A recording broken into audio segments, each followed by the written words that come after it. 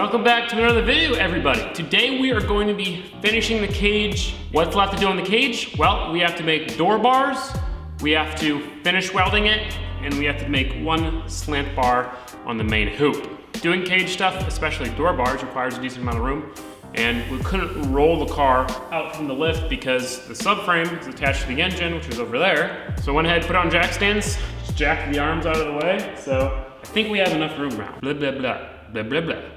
I went to whoa, blah, blah, blah, blah.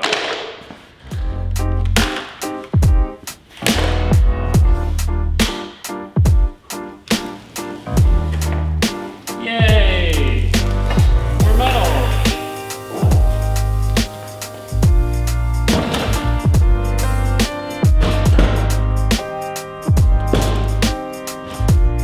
We've already put 80 feet of 1 3/4 DOM steel tube in this car. 80 feet, that's a lot of feet. It doesn't look like much, but with all the bends and everything, it adds up. And we needed more for the rest of the cage, so here we have more. We're gonna have like 100 feet of metal just in this car. But without any further ado, let's get started.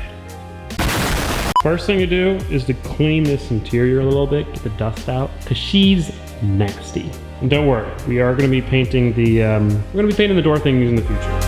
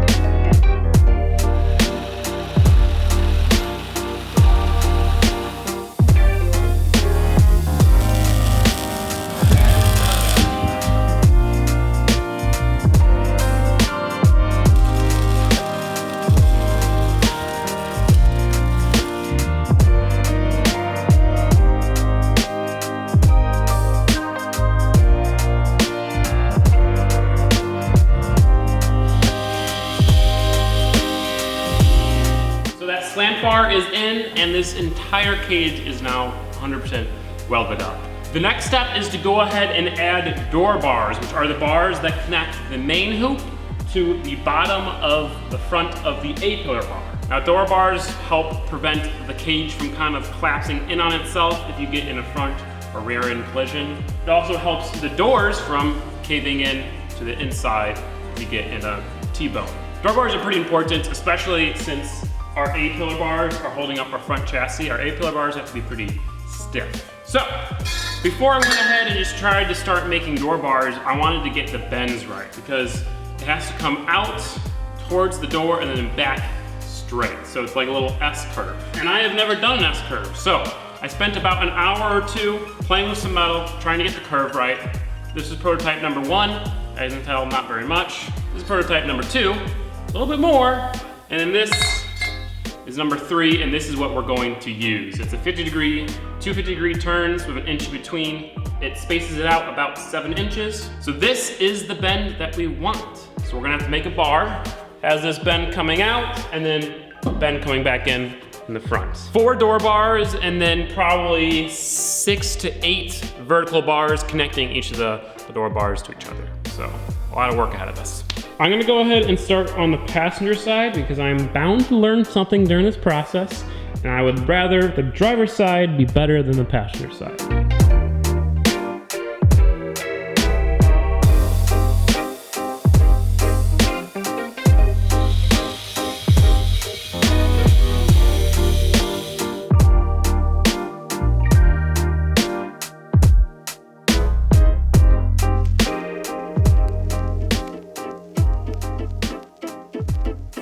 One of the more difficult things to do when bending a tube is figuring out which way to orient it to get the bend right.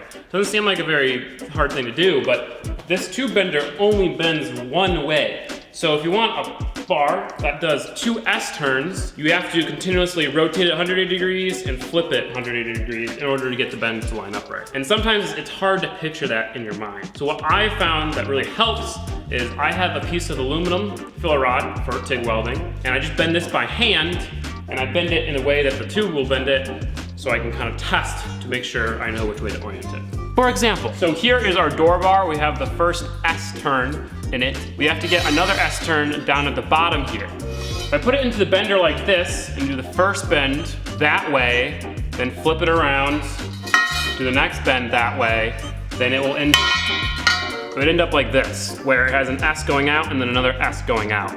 So in order to get this to have an S going in, I have to put it into the bender upside down, do the first bend going towards the outside, then flip it again, do the second bend going towards the outside. So see, it's just kind of weird how you have to flip it and orientate it in order to get it to bend right. And honestly, that is the hardest thing about bending tubes. Everything else is pretty easy, you know, simple math, simple geometry. Getting the orientation right and your mindset right is kind of hard, but filler rod really helps. Anyway, let's do that second bend. And the nice thing is after I make one of these, banging 4 or 3 other ones out is gonna be super easy, hopefully.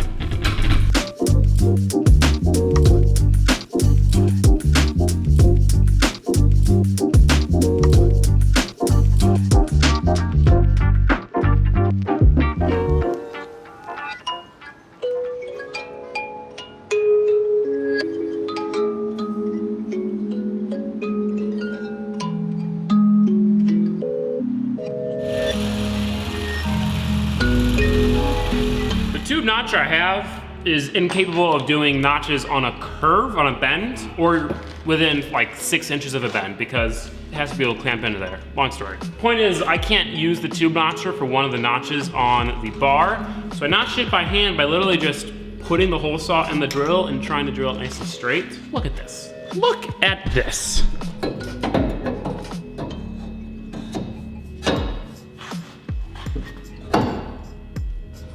It's literally perfect. It is so perfect.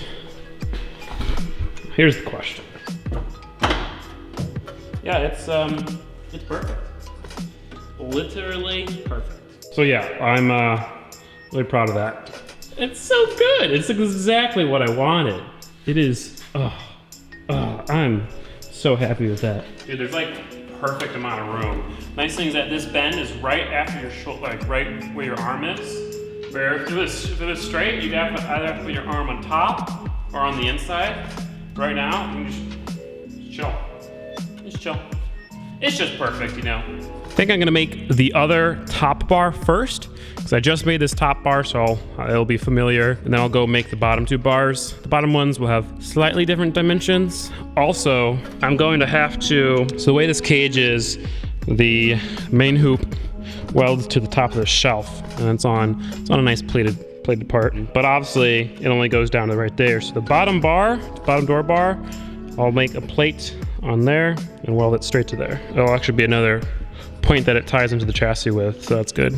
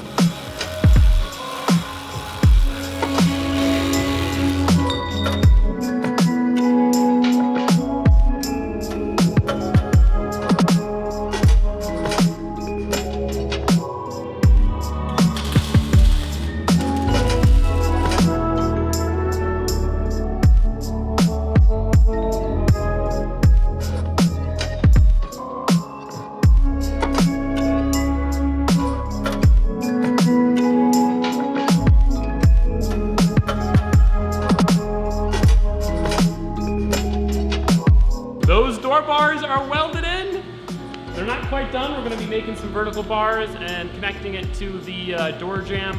Welding those in, welding some places in a cage really sucks because you have to get in really weird positions in order to get, you know, the weld totally finished, because you want the entire bar to be welded, but it's up against chassis, so you're like, yeah. Over there, I was like literally bending over, essentially touching my toes while welding above me. So like all the sparks are falling down on my bald fit. Not fun. But I'm really happy with the way the welds turned out. So that's awesome. This is HTP Pro Pulse MTS. This thing is a beast. Pretty much none of anything that we've done on this build would have been possible without the HTP welders, both the TIG welder and that MIG welder. Huge thank you again to them for the millionth time for providing those welders. If you guys want welders or welding supplies, please check them out. Use the link in the description, it helps me out a little bit. They've got really, really awesome welders. We'll prove it once we get this thing running and go off some mad jumps.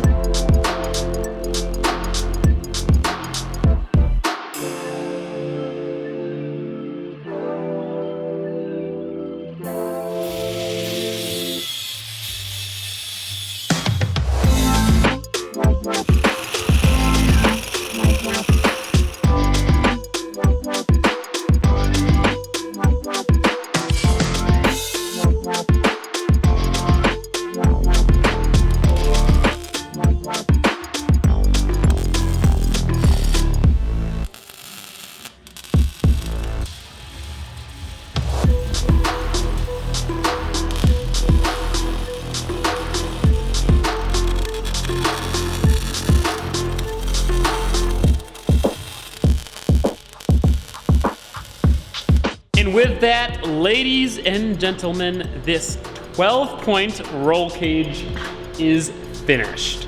I am super happy with this thing.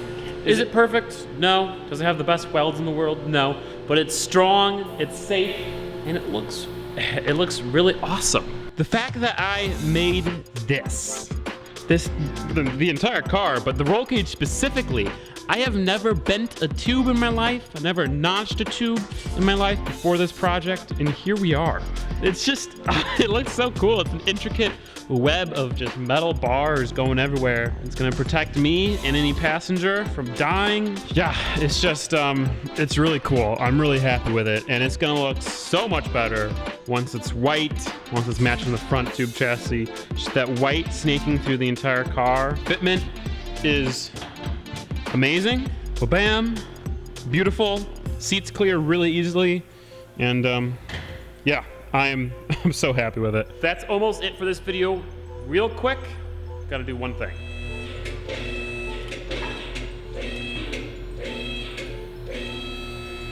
Anyway, that thing was this. I went ahead and lowered the differential around, well, a little bit more than an inch. Now we did this because the drive shaft shop axles were at their very, very max angle. The CV joints just weren't very happy at full droop, and that's bad because anytime we go over a jump on this thing, which we will hopefully do a lot, the suspension is going to be at full droop, and then the axles would just combust and blow up. So we had to get the angle right, so in order to do that, I lowered the diff a little bit. But now the axles are too long to fit because lowering the diff made it closer in line with the hubs, thus a shorter distance.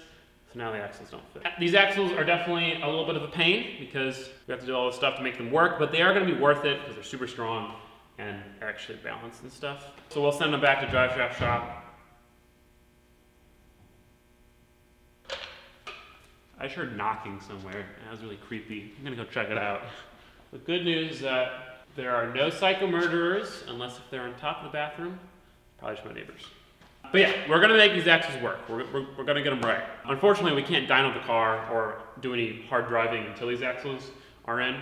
We can drive around with those other axles, but those things will probably explode the moment it gets into power. So anyway, yeah, that's what I did. But anyway, ladies and gents, that is it for this video. The 12-point roll cage on the Rally Miata is now finished, 100% done. Let me know what you guys think. Like I said, I'm really happy with it, especially for it being my first cage. I'm really proud. I love fabricating. It's probably my favorite thing nowadays. But it does get old, and thankfully we are done with all of the chassis fabrication. All done. So I have to do exhaust and stuff like that, but all the chassis fab, is done. In the next video, we're gonna go ahead and paint the cage, clean up the interior, get that ready, and then, yeah, we'll go from there. Of course, if you guys wanna see that video right now, you can head over to Patreon, become a Patreon and see it. All the support on Patreon goes straight back into the builds, into the shop, and it's very, very helpful. So thank you all who support me on Patreon. We hit 1,000 patrons just recently, which is insane, and I'm so thankful. So thank you guys. You also get to see early pictures and stuff like that on Patreon. Realize it kind of matches, black and blue. Also, I'm sure all of you guys are sad to see all this dust covering this brand new paint job. It is sad, but don't worry, we're gonna wet sand and buff the entire thing anyway, so any scratches, chips, whatever that happens now will be fixed during the paint correction process. So, peace out, guys. Have a great day.